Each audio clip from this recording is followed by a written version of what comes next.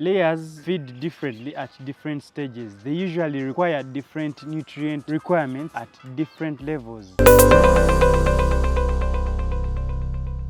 Today I'm going to give you an overview of the nutritional requirements for layers at different stages of their life cycle. At the first stage, that is the chick stage, which is from 0 to 6 weeks. We usually feed them with starter feeds that are usually in mash form, smaller pellets. So these feeds are formulated to provide nutrients for growth development. Usually they contain a protein rate of between 20 to 22%, which support rapid growth and further development in that stage. It usually contains a higher energy content to support their growth during that stage, and also smaller amounts of calcium, phosphorus are needed for bone development. So we feed them continuously. There is usually no feeding schedule, so we make sure that the feeders are always full to ensure that they can always feed at their own will. Whenever they feel like feeding, the feeds are there so that they can feed, because we need them to grow as fast as we can. In the second stage, which is the growers stage, that is between 7 to 16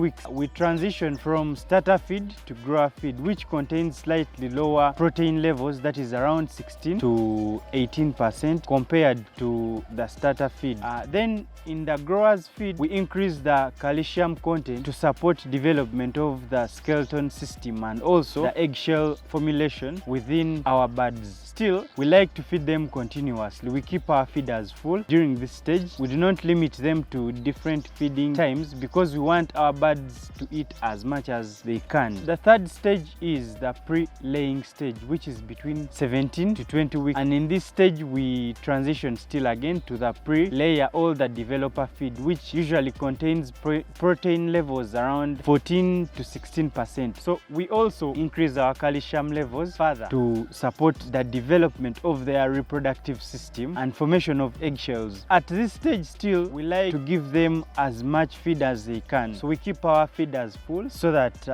they can feed at their own will, wherever they feel like feeding. At this stage, we ensure that our birds have access to similar calcium supplement choices to meet their required calcium levels. That usually helps them to have a proper eggshell formation. Still, at this stage, we ensure that our feeders are full at all times so that they have free choice access to calcium supplements, fresh water, and it's always best to divide their daily feed into multiple meals to ensure that they have regular egg production. So some of the additional consideration when it comes to feeding our layer birds, we monitor the body conditions of our layers regularly to adjust their feed intake as according to the need. They usually have some signs, so we can look at them and understand what they really need at that specific time, and then we can adjust according to what they require. So we ensure that they always have clean and fresh water at all times, and it is always good to be mindful of any specific